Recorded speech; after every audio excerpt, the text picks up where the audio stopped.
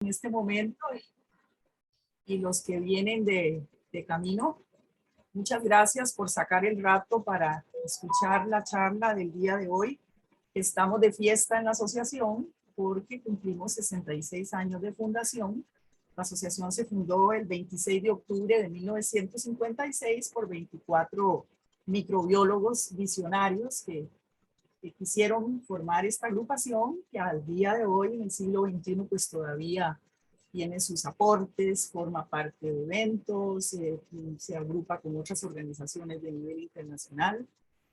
Y entonces, con este fin de celebrar este día de una manera académica, hemos invitado a la doctora Luz María Chacón, a quien le agradecemos muchísimo por sacar también el tiempo y brindarnos una charla que, producto de su conocimiento y de su trabajo, pues hoy nos va a comunicar datos muy importantes que ella ha logrado obtener de sus investigaciones. Vamos a decir que la doctora es microbióloga y química clínica, tiene una maestría en bioquímica y es estudiante del doctorado en ciencias de la Universidad de Costa Rica. Ella trabaja en la Universidad de Costa Rica como docente en la Facultad de Farmacia, en el Departamento de Farmacología, Toxicología y Farmacodependencia, y sus investigaciones las realiza en el INIS, en el Instituto de Investigaciones en Salud, pues con su grupo y sus compañeros de investigaciones, como dice ella, que todo es un trabajo en equipo. La doctora se ha dedicado a la microbiología ambiental aplicada a la salud pública. Sus investigaciones trabajan con la detección de microorganismos patógenos en el agua, que es el agua tan importante para todo el mundo, pero que puede ser una vía de complicaciones y de enfermedades. Entonces, a eso se ha dedicado la doctora y recientemente también a la resistencia de los microorganismos a los antimicrobianos. Leyendo un poquitico más y para no extenderme mucho, les diré que la doctora es muy trabajadora, como le decía yo a ella, es muy trabajadora. Y en estos últimos 5 años ella ha publicado 22 trabajos de investigación, con grupos, por supuesto, en revistas de reconocido prestigio internacional.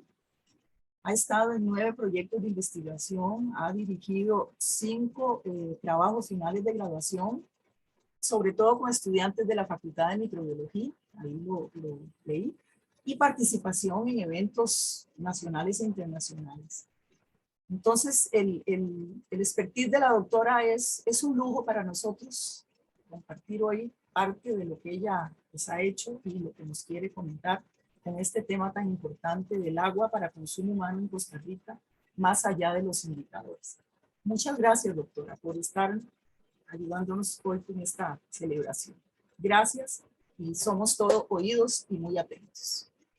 No, muchas gracias a la asociación por la invitación, pues siempre estas oportunidades son muy valiosas para nosotros que estamos en la universidad de divulgar un poquito lo que trabajamos.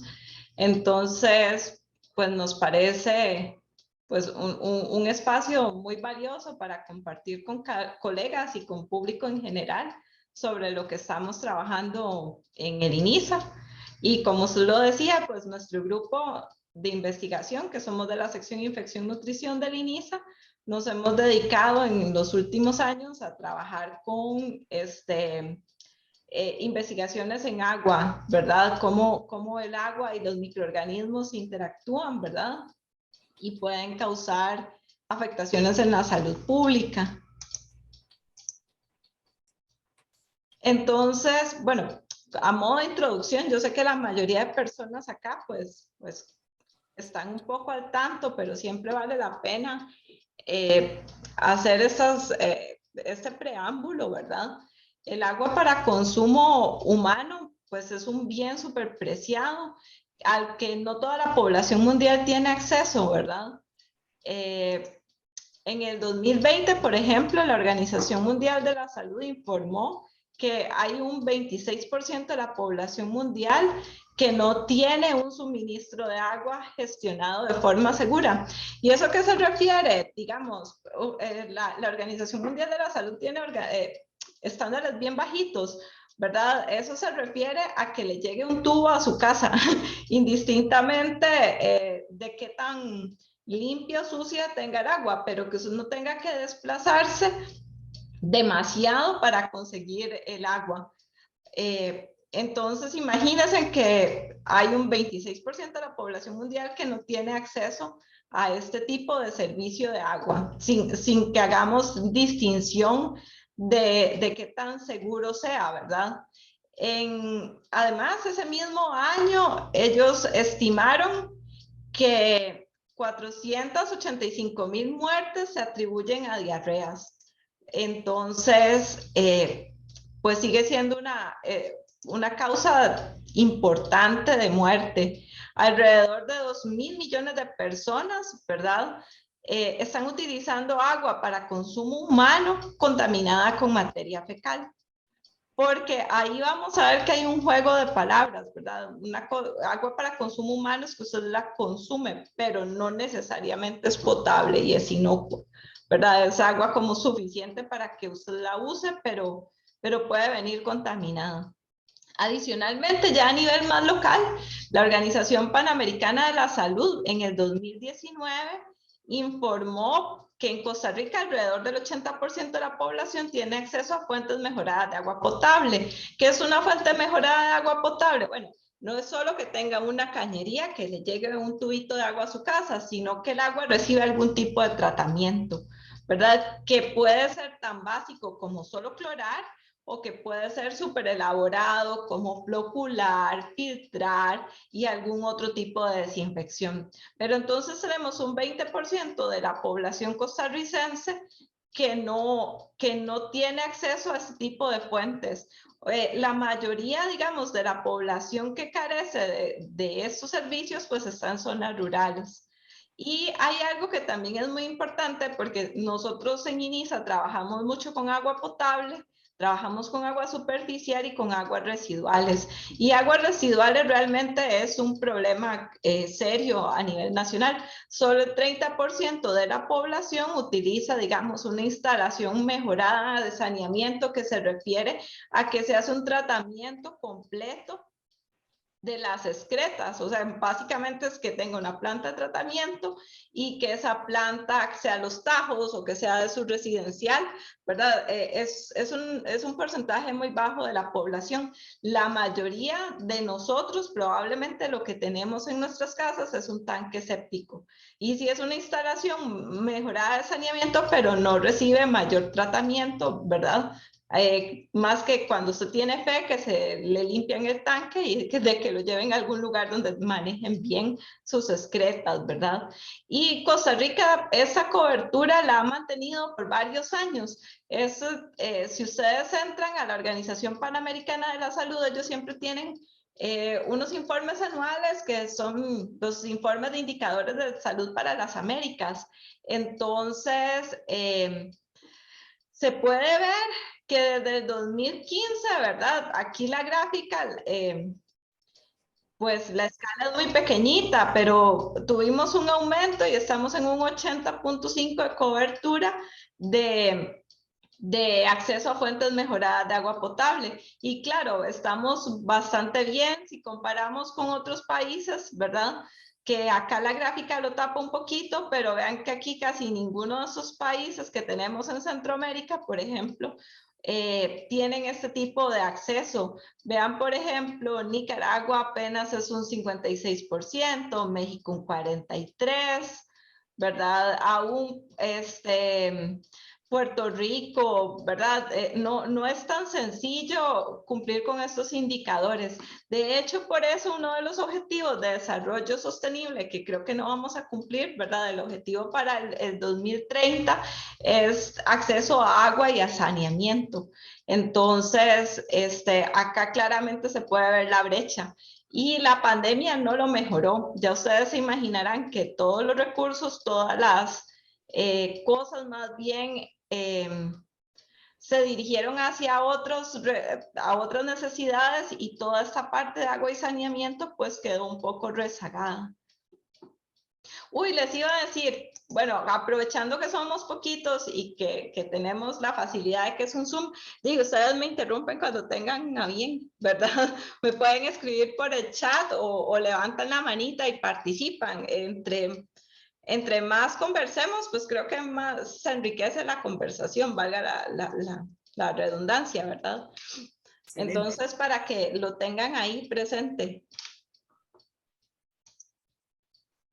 Ok, luego, pues siempre tenemos que hablar de qué pasa en nuestro país. Entonces, en Costa Rica tenemos un reglamento para la calidad del agua potable y ese reglamento, pues lo han modificado varias veces. El más reciente, porque le han hecho varios adendos, es digamos, la versión siempre la misma, la 38924 de salud, pero tiene diferentes, digamos, modificaciones mínimas. Lo que es importante es que, digamos, acá en agua potable se define como un agua que fue tratada y que cumple con las disposiciones de valores máximos admisibles estéticos, organolépticos, físicos, químicos, biológicos, microbiológicos y radiológicos, establecidos, ¿verdad?, en el reglamento y que al ser consumida por la población, pues no causan daño a la salud. Pero vean que entonces agua potable es un concepto legal, porque definimos agua potable de acuerdo solo a los parámetros que están definidos en el reglamento. O sea, que podría tener contaminación por algún otro microorganismo y que esté en una baja concentración, que el agua parecería potable, porque en principio cumple con todo lo que pide la ley, ¿verdad? Y además no causa ningún tipo de enfermedad. El reglamento incluye solo 2 criterios microbiológicos, el de coliformes fecales y el de Escherichia coli. Estos son el único criterio que tiene y lo que dice el anexo es que debería estar negativo por coliformes fecales y negativo por Escherichia coli, no deberíamos recuperar nada. Vean que aquí solo estamos hablando de parámetros bacteriológicos y sabemos que vía hídrica hay una amplia gama de microorganismos que pueden transmitirse, como los parásitos y los virus.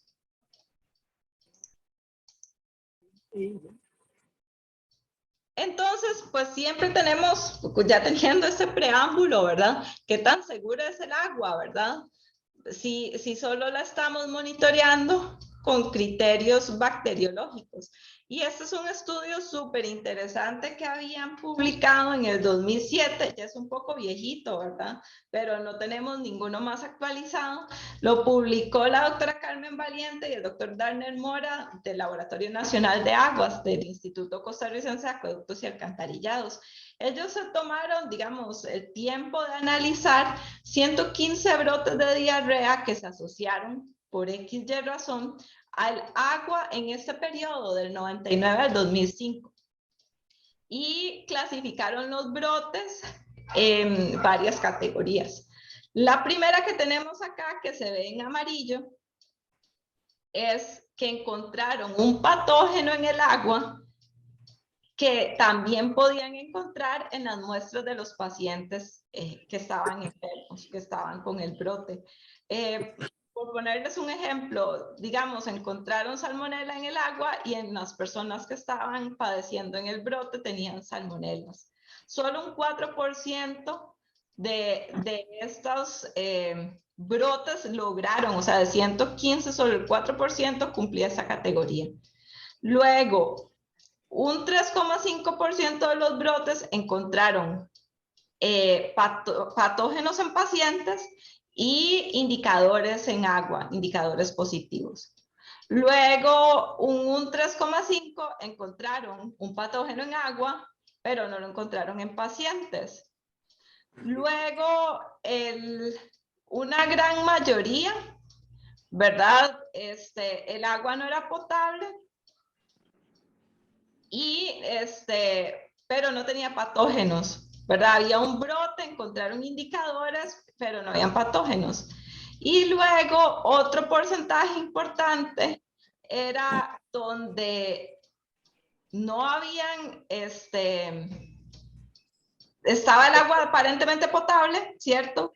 pero podían haber algunos como microorganismos oportunistas, que les digo, pseudomonas, por ejemplo, o aeromonas, algunos de sus microorganismos. Entonces es muy interesante porque hay un porcentaje importante de los brotes que ellos encontraron, ¿verdad? Donde no fue posible encontrar realmente un agente causal y probablemente en su momento esa era nuestra hipótesis, es que estos brotes probablemente se referían a microorganismos que no eran bacterias, más bien estaban siendo causados por algún otro patógeno que no era detectable en ese momento con los métodos que estaba utilizando el laboratorio. Entonces, pues nosotros en INISA, teniendo esa premisa, empezamos a preguntarnos qué tan frecuente era la circulación de otros microorganismos en el agua de consumo. Y ahí fue donde empezamos primero a trabajar con otro indicador. El título de la charla era Más allá de los indicadores, tal vez lo más correcto era Más allá de los indicadores tradicionales. Pero empezamos a trabajar con otro indicador que son los colifagos somáticos. Los colifagos somáticos son unos virus que infectan bacterias y son colifagos porque su bacteria favorita por la cual son específicos, Escherichia coli. No sé si hay alguien como con un micrófono abierto o si me estaban hablando, sonó como algo.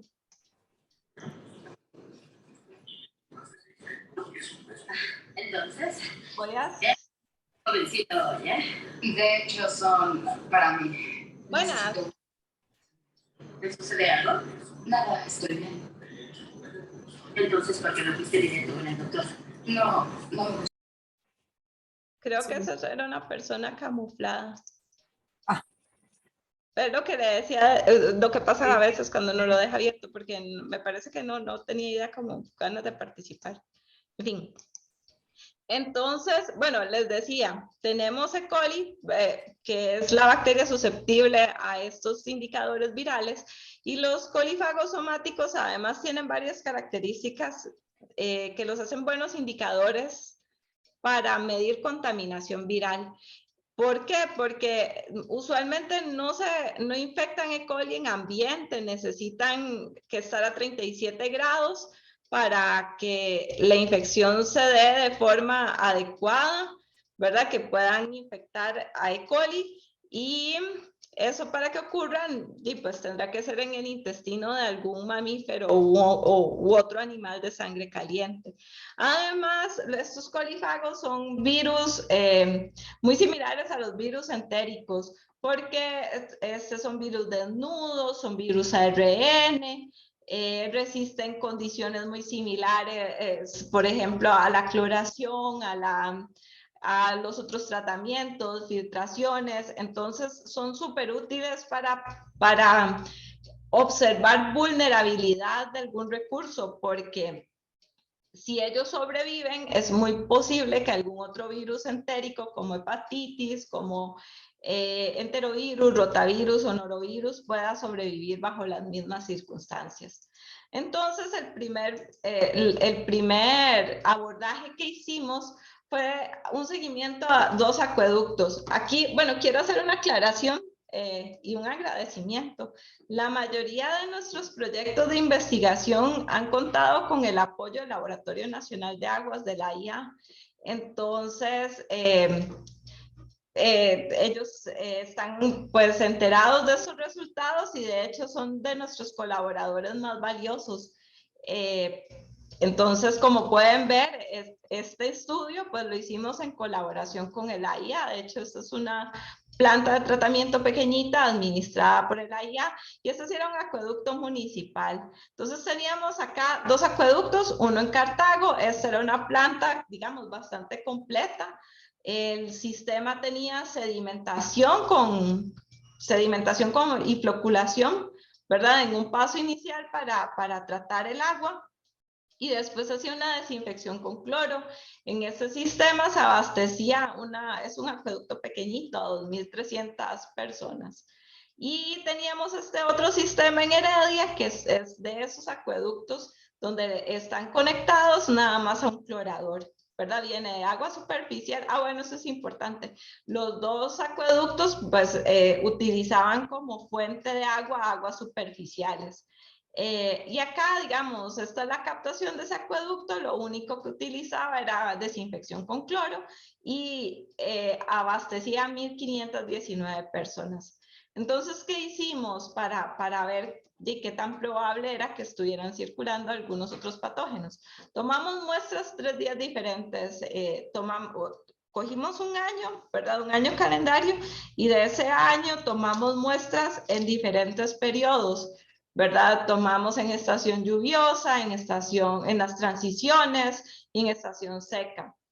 Y entonces, además, para aumentar la reproducibilidad, ¿verdad? Tomábamos las muestras, digamos, martes, miércoles, jueves de cada uno de esos periodos, en 3 días diferentes, para peinar más o menos el año, y bueno, porque ustedes saben que muchos de los patógenos tienen características estacionales, ¿verdad? Entonces es importante, pues, verlos a través del tiempo. Los resultados, pues, fueron bastante interesantes. En los acueductos, ¿verdad? El agua cruda, como ustedes se podrán imaginar, esto no es como un hallazgo demasiado novedoso. El agua cruda, pues, tenía coliformes, ¿verdad? Eso es lo esperable. El agua tratada, como los dos cloraban, pues no tenía coliformes, pero lo que sí fue interesante, o lo que es como curioso en todo este asunto, es que el agua, tanto cruda como tratada, también circulaban estos indicadores de contaminación viral.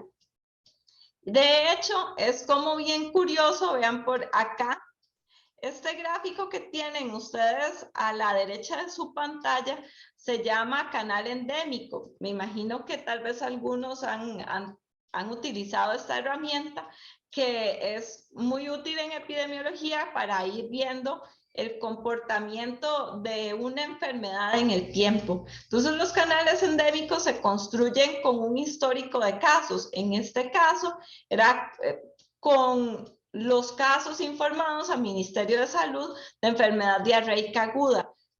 Son por cantón, ¿verdad? No pudimos, digamos, hilar tan fino como solo la población abastecida, pero es que realmente no hay datos, así nos reporta el Ministerio de Salud de fino como para poder hacer un análisis aún más detallado.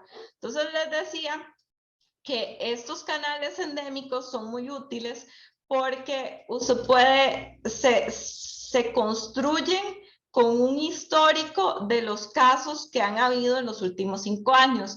Y con ese histórico usted estima percentiles para establecer zonas de riesgo epidemiológico. Entonces, por ejemplo, esta primera zona gris clarito que les estoy señalando es el percentil 25. Eso significa que que lo que ustedes ven acá es como si que fuera solo el 25% de los casos históricos, ¿verdad? De los últimos 5 años para esta zona en ese periodo. Esta zona de acá va del percentil 25 al 50 y la última zona va del percentil 50 al 75. Cuando ya no hay gráfico, ¿verdad? Es porque los casos o lo que podría haber está por encima del 75% histórico. Y cada una de estas barras que ustedes ven acá corresponde a los casos de enfermedad diarreica aguda reportados para el año que nosotros hicimos el estudio. Entonces, cuando una barra se sale, ¿verdad?, de la gráfica, significa que esta zona está en un brote de diarrea. Así se interpreta esta herramienta epidemiológica. Entonces, vean, por ejemplo, acá en el acueducto, en el sitio 1, ¿verdad?, que teníamos estos fagos negativos. Vean que los casos de diarrea, bueno, me faltó explicarles algo. uno puede clasificar esas zonas de acuerdo al riesgo epidemiológico. Entonces, cuando está en el percentil 25, esto es un momento de éxito, porque los casos de diarrea están por debajo muy por debajo del histórico. Luego aquí hay una zona de seguridad que es lo que va aquí intermedio, ¿verdad? Que los casos están ahí como en la mitad del histórico. Luego puede ser que haya una zona de alerta, que es cuando están entre el 50 y el 75%, y como les decía, cuando la barra de casos está por encima del gráfico, entonces eso significa que están en un brote de diarrea. Acá, como ustedes pueden ver, en este sitio, las semanas que nosotros tomamos muestras, ¿verdad? Eran semanas donde no había un brote de diarrea, ¿verdad? Eran semanas seguras. En el sitio 2 es súper interesante porque vean que siempre encontramos fagos somáticos, ¿verdad? Colifagos somáticos en el agua. Y de hecho, la única vez que no encontramos fagos en el agua tratada es una de las pocas semanas que tuvo esta zona segura, donde los casos de diarrea estaban en éxito, ¿verdad? Entonces es una de las pocas semanas en el año donde no hubo tantos casos de diarrea, y casualmente fue una de las semanas donde pues no fueron detectables estos virus. Entonces esto pues ya nos dio la idea de que muchas de esas, ¿verdad?, diarreas que estábamos observando, pues podían estar relacionadas con la circulación de algún virus patógeno o algún otro patógeno, que también podría ser de origen parasitario, ¿verdad? Y pues después entonces logramos consolidar otro proyecto de investigación que coordinó la doctora Kenia Barrantes. Este proyecto ganó financiamiento FES-CONARE y se hizo en colaboración con la Universidad Nacional y con el Instituto Tecnológico. Y acá lo que hicimos fue un análisis del agua de 20 azadas. El proyecto fue más grande y analizamos más cosas, pero yo les voy a contar de la parte microbiológica, ¿verdad? Entonces, acá tomamos 20 azadas que también usaran agua superficial como fuente de agua y que lo único que hicieran fuera clorar como sistema de tratamiento, y esas azadas se localizaron en el Guarco, en Palmares y en Quepos. Para agruparlas, las agrupamos en regiones climáticas. Entonces hay unas que están ubicadas en una región templada lluviosa, otra en una tropical lluviosa y otras en tropical lluvioso seco, ¿verdad? Entonces ubicamos las azadas de acuerdo al clima donde se categorizan, ¿verdad? Porque el país está dividido en diferentes zonas climáticas, ¿verdad? Y así quedaron ubicadas estas azadas. Y tomamos muestras de nuevo en época seca, en transiciones, ¿verdad? Y en época lluviosa. Este estudio lo hicimos entre 2018 y 2019. Entonces, como pueden ver, cada azada la visitamos 3 veces, ¿verdad? Una en época seca, otra en transición y otra en época lluviosa. Al final de cada asada se tomaron 5 muestras, que es más o menos lo que recomienda el reglamento, que se tomen en las fuentes de agua, que se tomen algunas en la red y que se tomen tal vez algunas en los tanques donde se juntan las aguas si es necesario. Al final lo que analizamos fueron 60 muestras de fuentes y 240 muestras de red. Acá pueden ver los resultados que obtuvimos, ¿verdad?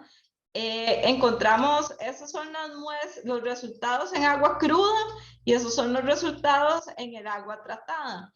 Acá, esos son los coliformes fecales. Vean que encontramos, acá está en escala logarítmica. Entonces, 10 a la 1, 10 a la 2 vienen siendo como más de 100, 10 a la 3 ya va cercano a 1000, ¿verdad? Entonces, esas fueron las concentraciones que encontramos de coliformes fecales en promedio, ¿verdad? Para época seca, transición lluviosa, en promedio de las azadas de cada una de esta región. Particularmente, digamos, la región 3 era la que presentó indicadores más altos, coliformes fecales. Luego aquí tenemos Escherichia coli, que también presentó resultados altos en agua tratada. Y luego aquí encontramos colifagos somáticos, que encontramos más o menos algunos en el agua tratada en la región 1 en época lluviosa y también en la región 3 en época lluviosa. También aquí hicimos virus patógenos, analizamos rotavirus. Y vean que rotavirus sí encontramos circulando en una proporción también moderadamente importante. Acá está en 10 a la 3. Entonces, acá vean que encontramos rotavirus en transición y época seca en la región 2 y en la región 3, en agua cruda.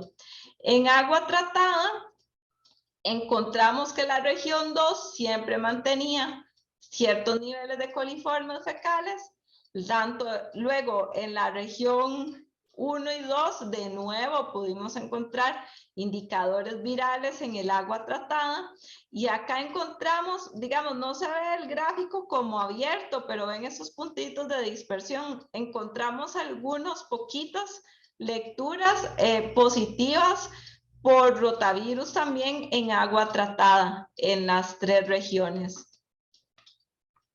Y de nuevo, pues tratamos de hacer una correlación con los casos de diarrea, pero estuvo un poco más complicada. Lo que sí pudimos observar, y era una correlación importante, es que cuando encontrábamos colifagos somáticos, ¿verdad? En las diferentes regiones, encontrábamos mayor probabilidad de que los casos de diarrea aumentaran.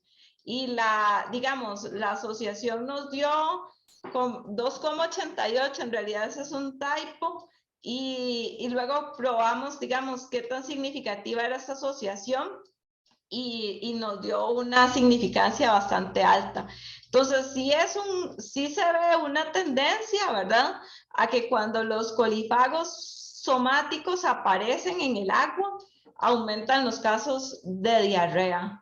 O es más probable que hayan casos de diarrea. Y que estos acueductos, ¿verdad? Están permitiendo la circulación de virus como rotavirus. Nosotros analizamos solo ese, pero probablemente si hubiéramos abierto más posibilidades, ¿verdad? Es probable que hubiéramos encontrado más virus circulando, ¿verdad? Y como les decía, la siguiente pregunta es si hay parásitos circulando. Y entonces acá también ese es un proyecto que hicimos en colaboración con el Laboratorio Nacional de Aguas, donde tomamos muestras de las fuentes de agua que abastecen uno de los sistemas de abastecimiento de la GAM, ¿verdad? Son diferentes 4 ríos, ¿verdad? Chiquititos, más bien son como quebraditas, que abastecen uno de los sistemas de abastecimiento de la GAM. Y también muestreamos durante un año, desde el 2017 al 2018, y fuimos a las nacientes cada 2 semanas, ¿verdad? Este sistema de abastecimiento de agua sí es bastante importante porque abastece un 70% de la población de la GAM. Y entonces acá pueden ver, hay 4 microcuencas, ¿verdad? Esta es la más grande, la A. Luego acá otra microcuenca y acá hay un zoom de estas porque al principio de hecho pensábamos que era el mismo río, pero luego cuando lo empezamos a mapear nos dimos cuenta de que en realidad eran 2 quebraditas y que estaban más bien muy cerca de la captación de la IA, digamos la captación está como por acá y es donde se cruzan las 2 quebradas, pero vienen digamos de orígenes completamente diferentes.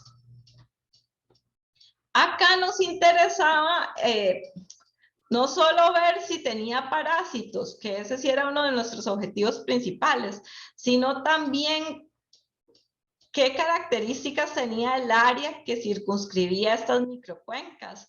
Porque digamos, todos lo sabemos, pero a veces de dicho al hecho hay mucho trecho, ¿verdad?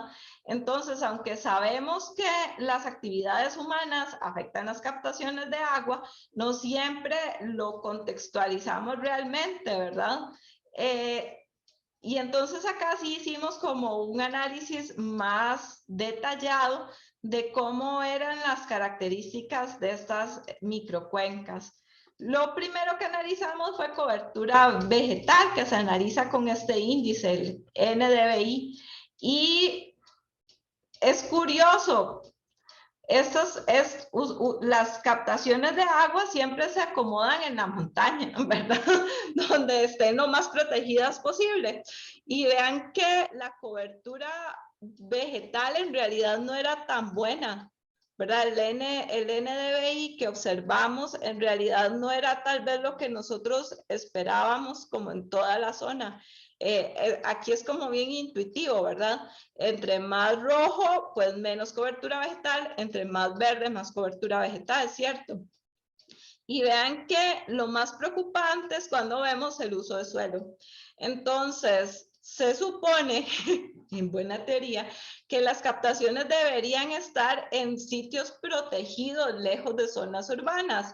Y casualmente los spots, ¿verdad? Estas áreas concentradas de zonas urbanas están en la pura captación, básicamente, como pueden ver en este mapa. Y también pues hay una actividad muy importante de pastoreo, que eso es, digamos, una característica común en nuestras fuentes de agua, más cuando están en la montaña, que muchas, hay gente que tiene vaquitas y entonces las lleva a pastar cerca del río, y estas zonas entonces tienen tal vez zacate, sí, pero también tienen un impacto de animales que pueden estar llegando a la zona y que pueden estar contribuyendo con la contaminación del agua, ¿verdad?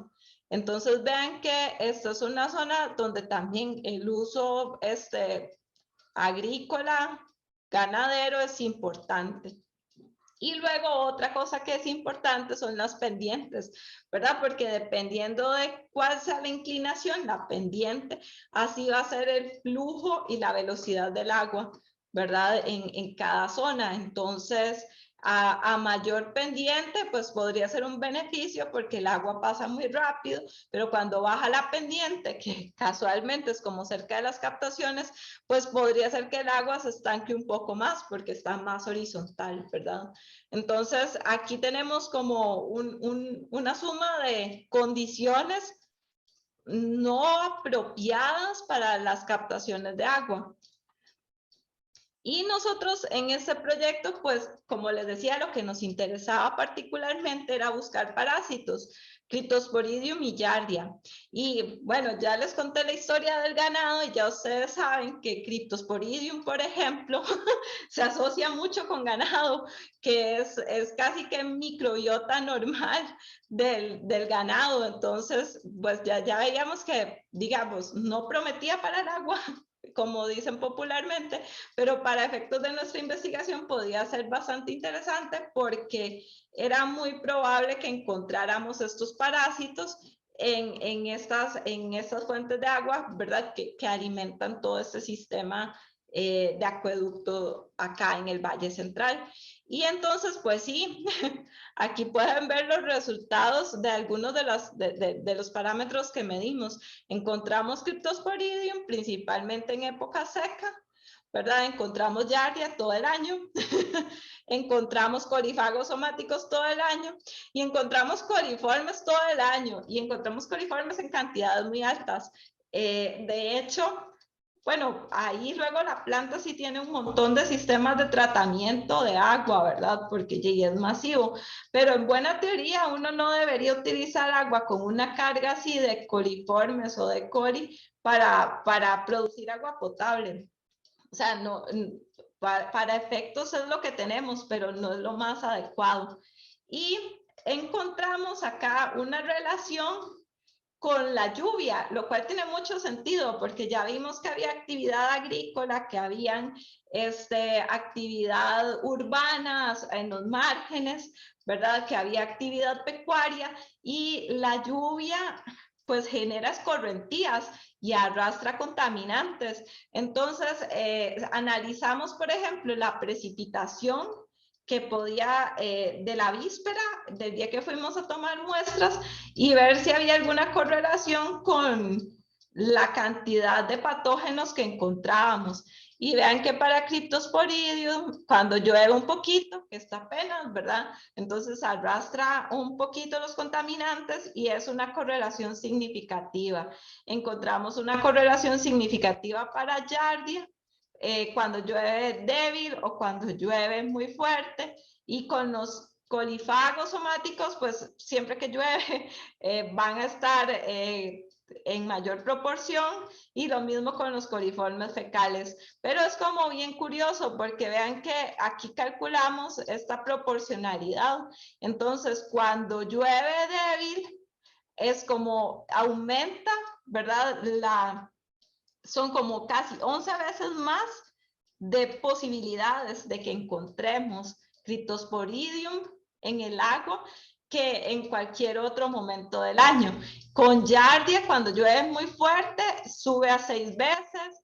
Cuando llueve débil, casi 4 veces. Con los colifagos, cuando llueve fuerte, sube a 11 veces, ¿verdad? Con E. coli, cuando llueve muy fuerte, sube a 9 veces. Entonces es como algo bien interesante, que nos indica pues que las actividades de las márgenes están pues afectando el recurso hídrico, ¿verdad? De forma muy directa. Y después, pues dijimos, ok, está bien, hay parásitos. Y ustedes ven que tal vez los recuentos no son demasiado altos, ¿verdad? Entonces dijimos, puede ser que hayan, pero que la cantidad es tan bajita que dice inocua para la población general, ¿verdad? Y entonces estimamos, se realizó una metodología de modelación matemática que se llama análisis cuantitativo de riesgo microbiano. Y lo que se basa es en supuestos, ¿verdad? Tenemos esta concentración de parásitos, sabemos que para que una persona se enferme se necesitan tantos quistes o tantos ooquistes, ¿verdad? Sabemos que una persona toma tanta agua al día, sabemos que la planta de tratamiento por sí misma tiene estas capacidades de remover parásitos, ¿verdad? Entonces se usan todos estos supuestos para modelar el riesgo. Y como ya habíamos visto, digamos que las captaciones tenían como unos usos de suelo no tan apropiados, pues además hicimos un análisis adicional, digamos, siguiendo las recomendaciones que fue por escenarios. Entonces, analizamos las microcuencas en tres escenarios. Uno es como si analizamos la microcuenca completa, otra si analizamos la microcuenca con el buffer recomendado, que se supone que no debería haber ninguna actividad a 50 metros de cada lado de los márgenes, ¿verdad? Y otro que sería en el último kilómetro, que sería más crítico, si al menos cumplen con la reglamentación de mantener no actividades a los márgenes en el último kilómetro, ¿verdad? Queríamos ver qué tanto cambiaba el uso de suelo y qué tanto podía estar impactado por las actividades de las márgenes. Entonces, digamos, la cuenca A, que es enorme, porque tiene una superficie de casi 10 kilómetros cuadrados, ¿verdad? Al final, cuando le hacemos la lupa en este escenario 3, vemos que, bueno, las superficies son muy parecidas porque evidentemente es 1 kilómetro, pero vean que el uso de suelo, digamos, de uso urbano, en realidad, al fin y al cabo, aunque esté protegido no sé, el 99% de la cuenca, si al final está lleno de casas, se pierde toda esa capacidad, está casi igual de vulnerable que el resto de las fuentes de agua. Entonces vean que el uso urbano, que suelo desnudo, que agricultura, ¿verdad? Y que bosque, que debería ser la más importante, al final casi que la superficie en todas se volvió muy similar, ¿verdad? Indistintamente del tamaño original que tenían estas cuencas, al final el uso urbano en el último kilómetro o el uso en agricultura del último kilómetro era tan similar que pues todas estaban con el mismo riesgo, con la misma vulnerabilidad.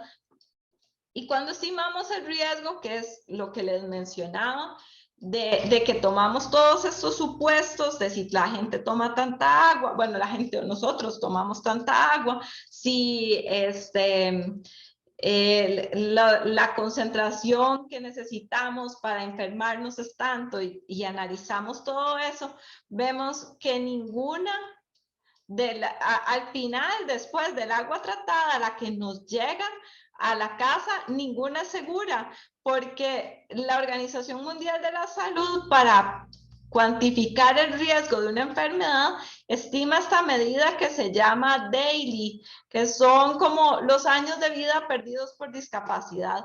Y entonces hay un tope, ¿verdad? Que dice, ok, usted no puede perder, acá en este caso, más de 10 a la menos 6, ¿verdad? Años de vida, ¿verdad? Ajustados por discapacidad por una diarrea. Si usted tiene, si usted tiene un valor más alto, usted está perdiendo más vida por una causa que no debería. Y entonces eso lo pone a usted en riesgo. Entonces, la Organización Mundial de la Salud para Cryptosporidium y Giardia establece, o para el agua de consumo, que no debería haber más de 10 a la 6, pues años de vida ajustados por discapacidad perdidos por causa de algún patógeno en el agua. Y vean que a pesar de todo el tratamiento, a pesar de todos los supuestos, ¿verdad? Siempre estamos con un riesgo por encima. O sea, mientras que deberíamos tener todas estas barras aquí debajo, ¿verdad? Con un riesgo por debajo del que recomienda la Organización Mundial de la Salud, más bien siempre lo tenemos por encima. O sea que a pesar de todo y a pesar de que pareciera que esas concentraciones no fueran tan importantes, pues sí lo son a la hora de promediarlas, y probablemente algunas personas están siendo infectadas, ¿verdad? Con algunos de esos parásitos, porque la probabilidad existe y no es ni tan baja, ¿verdad? No sé si hasta ahí va todo claro. Ese es como un comercial, por si les interesa. Cuando nosotros empezamos a trabajar con estos patógenos, pues uno siempre tiene que trabajar con controles internos de recuperación, ¿verdad? Para poder saber cuando concentramos la muestra, cuánto estamos perdiendo. Entonces, a una de nuestras compañeras, la doctora Melissa Solano, pues que ya no trabaja con nosotros, pero estuvo en su momento trabajando en INISA, ella estuvo trabajando en un control hecho en casa, porque los controles comerciales son bien caros. Entonces, tiñó los quistes de Giardia con carbolfuxina, ¿verdad? Es una tinción de ácido resistencia con carbolfuxina, y luego los teñimos con fluorescencia, y vea que se nota un montón la diferencia de los controles, y son súper estables y son súper útiles. Entonces, si alguien se anima, puede usar estos controles, funcionan súper bien. Los tomamos de un paciente positivo, los teñimos y los hemos usado como control de recuperación. Y si quieren, pues ver el método y toda la sensibilidad y lo demás, pues ahí está la publicación. De hecho, no sé si han visto, pero en todas las filminas ahí les he puesto los trabajos asociados a las investigaciones que les estoy contando. Entonces, pues ese era un comercial, por si en algún momento quieren usar algún control de parásito, pues a nosotros nos funcionó muy bien esa tinción con carbolfuxina. Como les decía, nosotros pues hemos trabajado pues no solo en agua potable, ¿verdad? Entonces acá les voy a comentar un pincelazo. Yo me emociono mucho hablando, no sé si ya más bien nos tengo aburridos, llevo un montón de rato, pero es que uno habla mucho cuando le apasiona un tema, ¿verdad? Pero entonces acá les tengo como un pincelazo de algunos trabajos que tenemos en aguas residuales. Entonces se los voy a contar brevemente.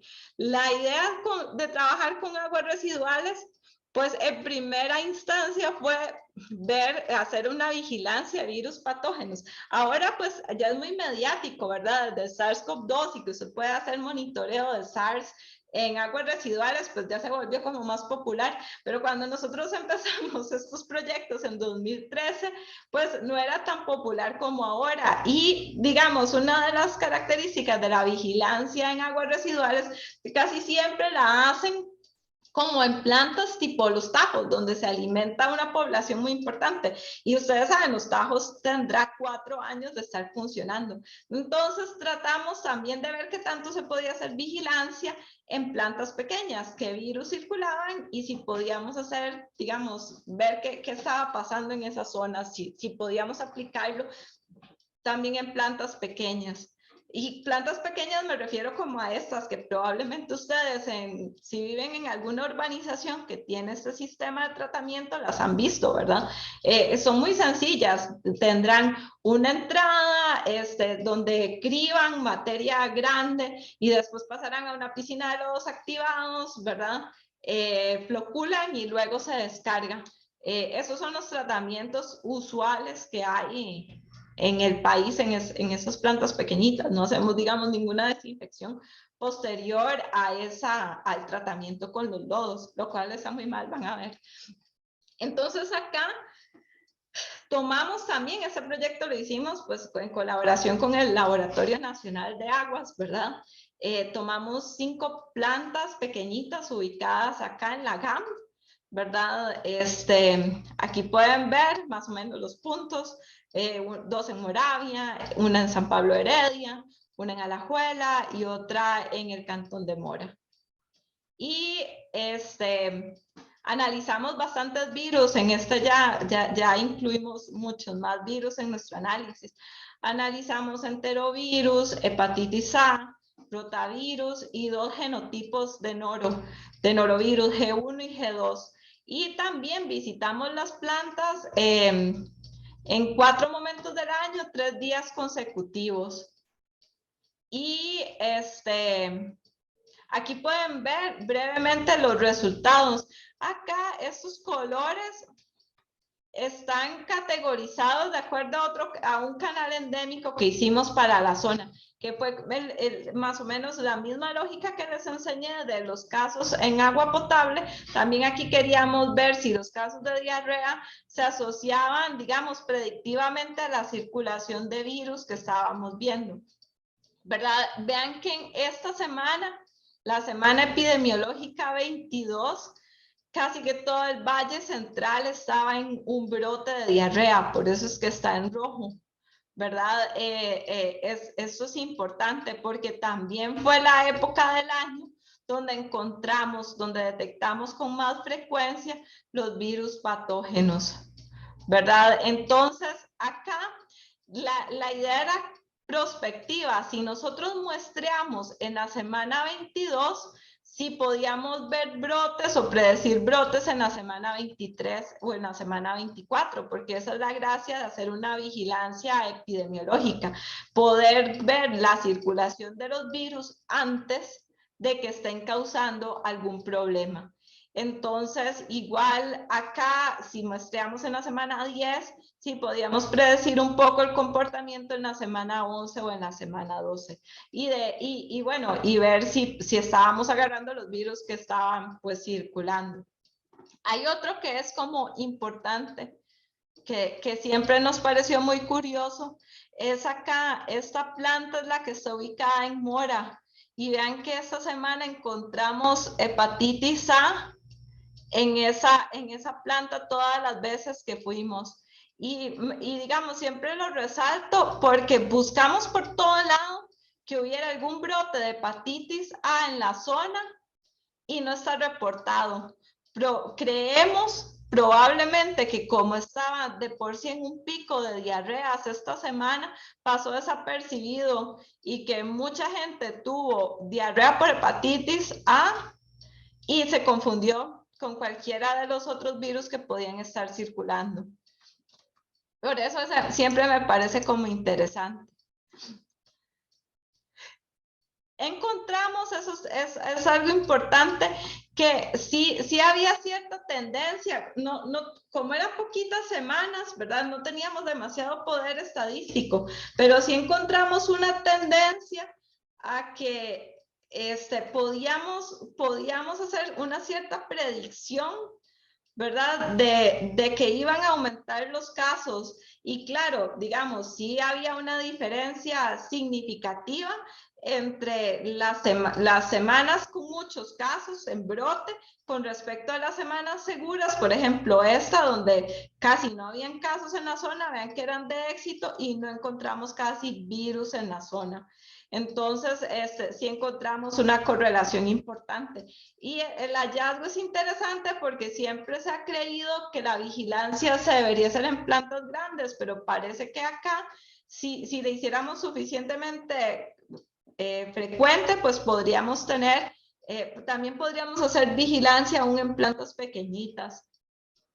Y después, pues sabíamos que estaban circulando los virus, ¿verdad? El estudio en principio fue por presencia-ausencia, no hicimos cuantificación, todavía no estábamos en ese nivel en la detección en el laboratorio.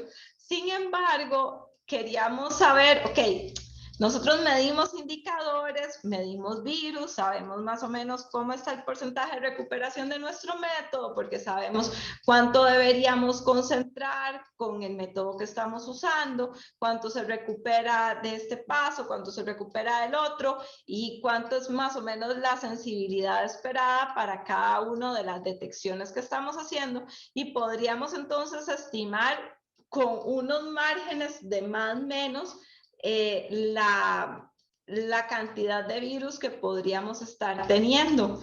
Entonces, bueno, aquí les cuento, ¿verdad? Que cuantificamos coliformes, ¿verdad? Los coliformes siempre estaban altísimos, por encima casi de nuestro límite de detección, ¿verdad? Que eran más de 16 millones en las entradas, lo cual, pues, no es demasiado raro. En las salidas, que si en más de 16 millones era un poco triste, pero varias plantas estaban a ese nivel. Y tampoco es raro de que la descarga de coliformes fecales sea tan alta. Medimos indicadores y los indicadores pues sí fueron más variables, ¿verdad? Entonces, acá que se ve solo una rayita es que todos nos dieron el mismo valor en ese periodo. Pero bueno, entonces acá teníamos más menos también con los colifagos somáticos y entonces se hizo un análisis estadístico, una regresión logística para ver si podíamos tratar de correlacionar o los coliformes fecales o los colifagos somáticos con la presencia o ausencia de los virus patógenos que estábamos encontrando. Pues ya digamos lo suponíamos, pero siempre hay como un rechazo a pensar que los coliformes no son la solución, ¿verdad? Ya sospechábamos de que no iban a correlacionar los virus con la presencia de coliformes fecales, pero bueno, lo demostramos matemáticamente para los incrédulos y luego hicimos la misma regresión con los colifagos somáticos y los virus y pues para eso sí encontramos una correlación importante. Y entonces después calculamos esto que digamos es bien común en el gremio, que es hacer un punto de corte, ¿verdad? Calculamos un área bajo la curva, ¿verdad?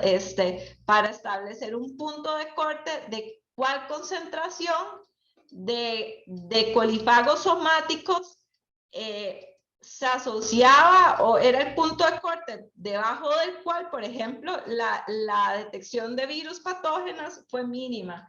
Entonces, para tener como tenemos, no sé, de que para E. coli debería ser la descarga menos de 1000, número más probable, ¿cuál debería ser el recomendado de una descarga segura con respecto a los colifagos somáticos y por lo tanto de los virus patógenos? Y entonces aquí encontramos que la descarga segura está en 3000. Entonces, valores por debajo de 3000 unidades formadoras de placas de colifagos somáticos son relativamente seguras, ¿verdad? Y la descarga de virus patógenas es mínimo. Y acá también corrimos un análisis de riesgo y este sí nos quedó como debía quedar.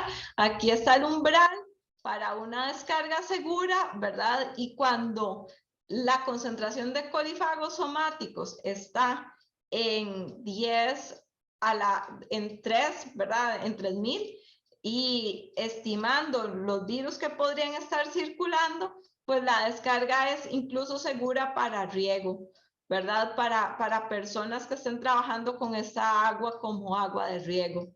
Y pues esto también, digamos, es un hallazgo importante porque es más fácil ponerle un valor, ¿verdad? Que decir, bueno, no, solo hay colifagos. Pero bueno, ya sabemos que si los colifagos están por debajo de, es probable que esa descarga pues sea segura para los usuarios del agua.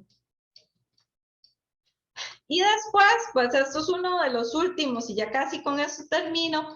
Pues lo otro que siempre nos ha inquietado, ¿verdad? Después de ver esas cargas de 16 millones de coliformes fecales, ¿verdad?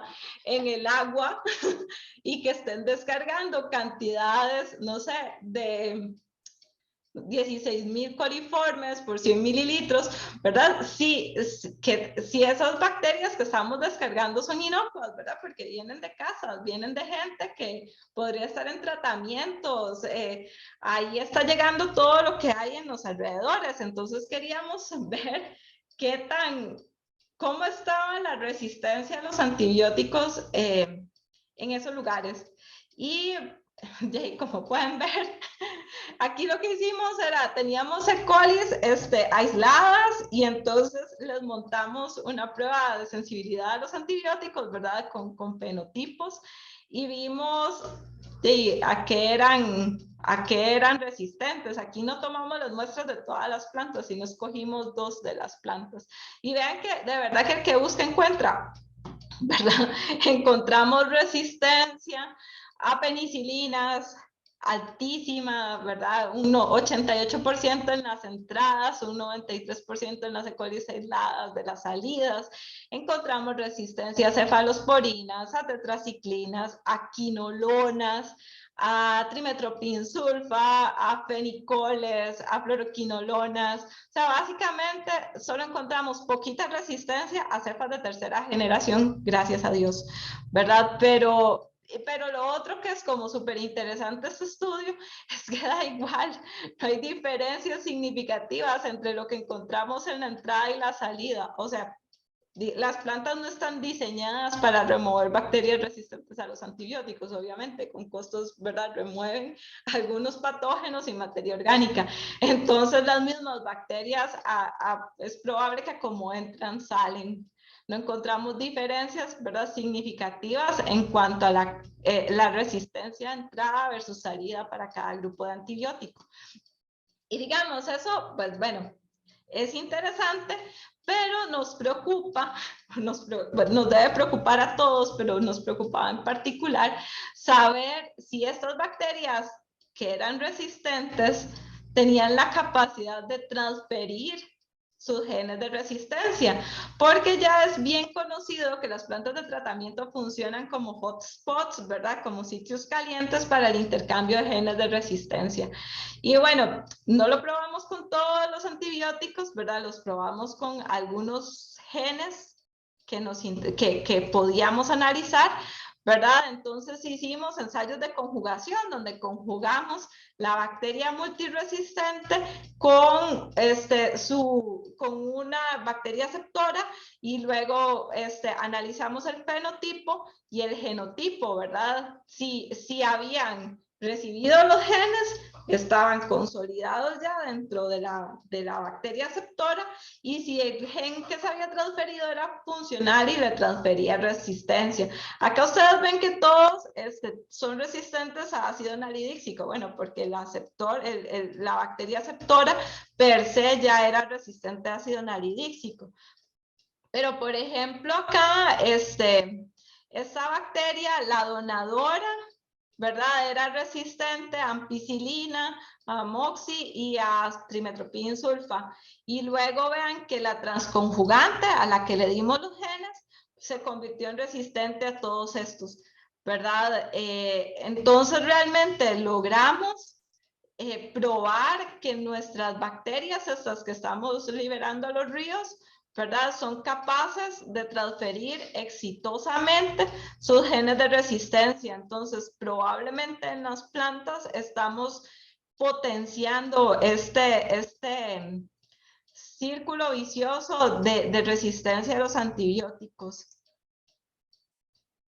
Y Y bueno, aquí tenemos otros trabajos, es que por si luego tienen a bien consultarlos, ¿verdad?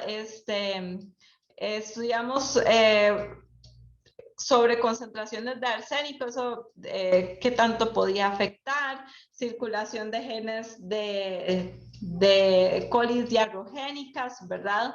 En estas aguas residuales, también un poco de cómo los biocidas alteran el funcionamiento, digamos, de los lodos activados de las plantas.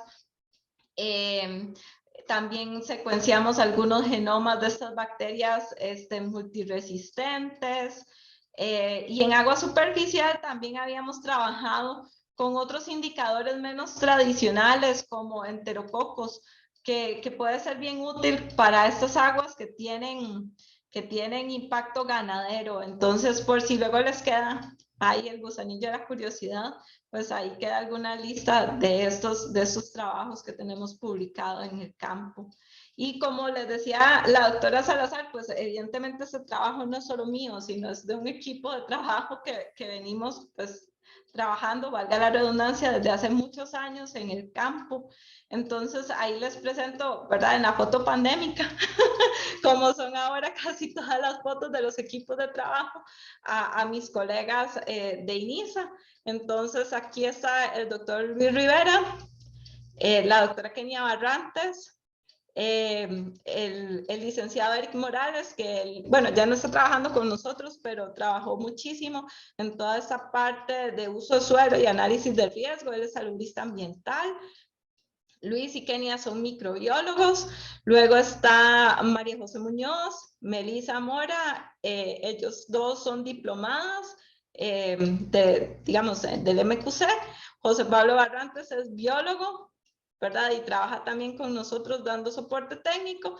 Y luego tenemos dos profesoras ad honorem, jubiladas, que siempre están colaborando con nosotros, la doctora Liliana Reyes y la doctora Rosario Chi, ¿verdad? Que la doctora Rosario Chi se jubiló hace poquito, la doctora Liliana Reyes viene trabajando con nosotros desde hace como más de 10 años, principalmente en los estudios de parásitos.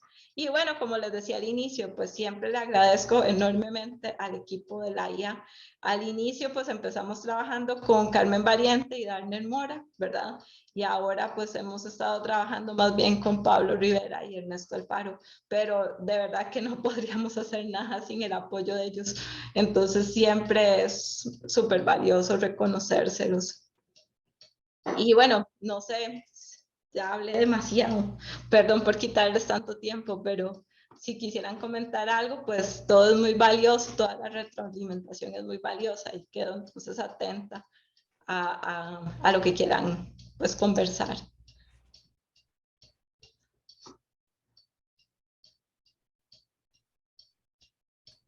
Bueno, inicio, si gusta, con un comentario, pues agradeciendo, doctora, me he quedado realmente impactada de los datos que usted ha presentado, de ver la laboriosidad y esa acuciosidad para ir en busca de las fuentes de esta información y cómo la correlación y cómo se comprueba la información que ustedes sospechan con datos científicamente convincentes, como son los gráficos y los datos numéricos que usted presenta. Yo digo, ¿qué se hace en estos datos, doctora, a nivel de autoridades? ¿Qué podemos hacer? ¿Cómo podemos hacer qué impacto llegue a tener esta información tan valiosa? Porque uno oye a veces un brote de tal cosa en alguna parte y como que la autoridad no dice, se buscará la fuente, será el agua, será qué pasó. No, no sé si estoy equivocada, pero yo lo veo en ese sentido de que el impacto en la salud pública de todo lo que usted ha dicho es una tremenda realidad. Pero, como usted dijo al inicio, los indicadores tradicionales se quedaron ya muy cortitos, ¿verdad?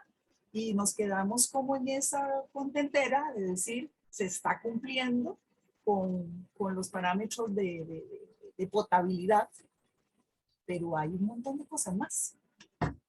Los compañeros, por ejemplo, los colegas de la IA, pues tienen ahí todo un trabajo de hormiga, ¿verdad?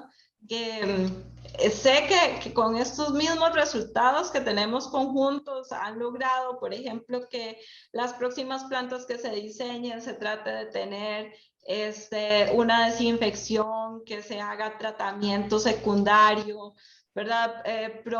Propiciar de que al menos cloren el agua siempre, que no se utilice el agua superficial tal cual, ¿verdad? Mejorar la infraestructura.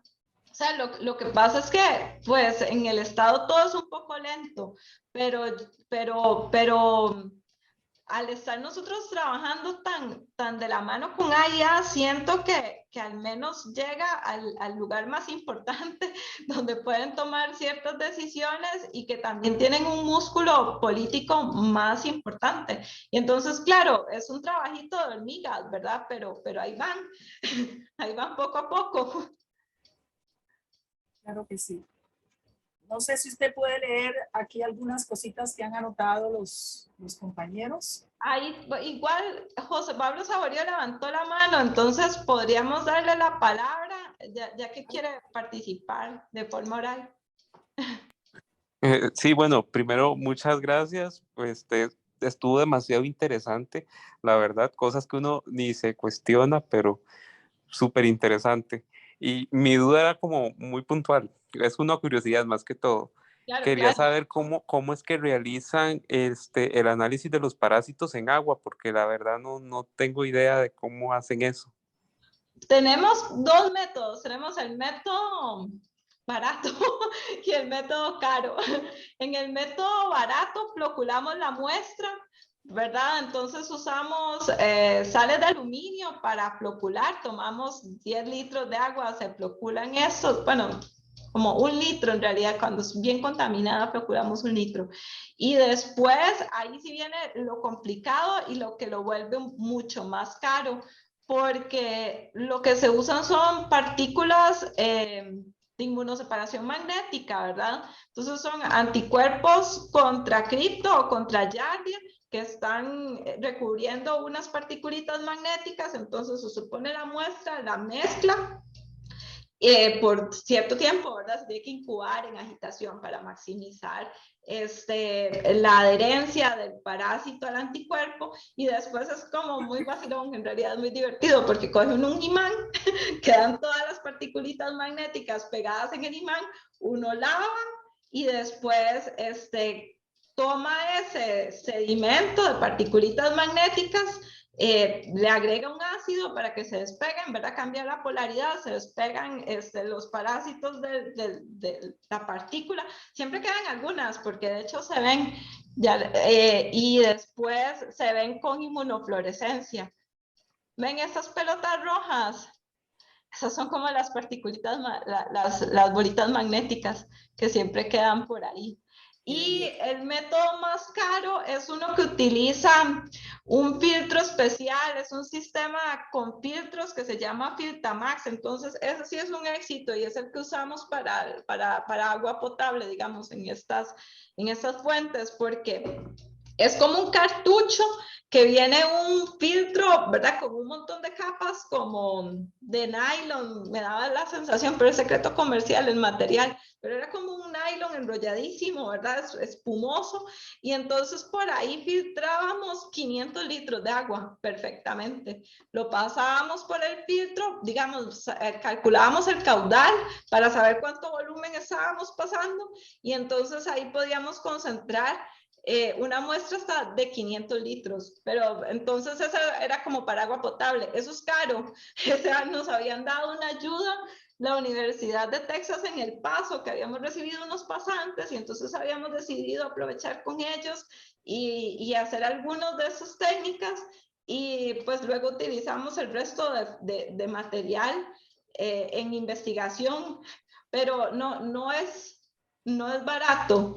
O sea, casi si se hiciera de rutina, tendría que tener como un presupuesto importante para poderlo montar y bueno, importar los productos porque ya usted se imaginará, las partículas de inmunofluorescencia no las vendían aquí, el último kit lo trajimos de Australia y las Filtamax Nos lo habían mandado a Estados Unidos porque puesto aquí, cada cartucho costaba como 100,000 colones. O sea, eso era imposible de pagar aún en las mejores circunstancias.